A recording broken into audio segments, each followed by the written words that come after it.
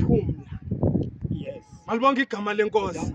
Ebexoxa ngezo ndawo uXinzi lona xa ifike emisa ivangeli kaThixo. Kodwa namhlanje ndiyafuna uyingqina into ethi inene uSandiso Xinzi inceba ebengayivinga abantu ebenayo yena qala.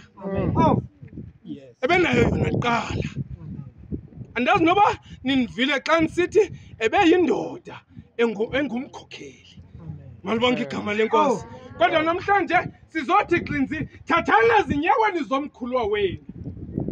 Thathana ezinyaweni zomkhulwa wenu. Njalo nje indlela ebehamba ngayo uSandiso zeningayilahli ibhuti. Malibonke igama lenkosi. Xa ndisithi ke ndibulawa nguwe ingoma ibihlatyelwa nguXinzi leyo. Eselapha ekhaya sisazibetha zonke intonga. Njalo nje sichaza levangeli. Uthe uSandiso ke esakuphuma eBethsaida akhange abe nemikhwa eyenziwa ngabantu. Bathi basakohlukana ubone okokubana ngoku kuba khona ubutshaba phakathi kwabo. Ebenenceba. Amen. Malibonke igama lenkosi. Hallelujah. Ndiyarhalela into ethi uSandiso bawubambile laa mbhalo kaAbraham noLothe. Wathi ngenxa yoba abelusi aba.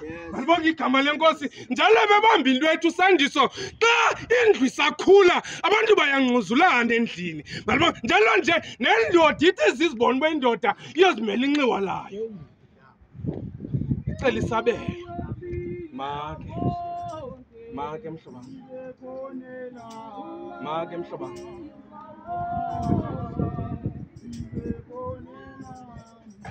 Babe ke ngenayo inceba apha uSandiso bawo.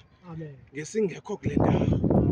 Ngoku sizokwenza oyena naye ebekwenza.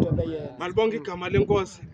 Ndibe buhlungu kakhulu nam ndisawuveza indaba kwayimani ndaqonda ba ayinoba nguye uXinzi lona ndafuna ukwazi okokuba ngomphi lo ekuthethwa ngaye. Malibonke igama lenkosi kuba uke watsho loba wapha wathi babe kuthiwa uThixo uyabuza hayi nene nam ngendithe Thixo khawuqale pha. Yes. Ewe kolungu buqale pha. Malibonke igama lenkosi. Zothi phumlani mani yazini le nto ukuthi okokuba okokuqala uye wabonakaliswa ngaphandle kwesono. Okwesibini okwesiqala ubonakaliswe ekuso isono kodwa okwesibini uyakubonakaliswa ngaphandle kwesono ngoKristu inkosi yethu. Amen.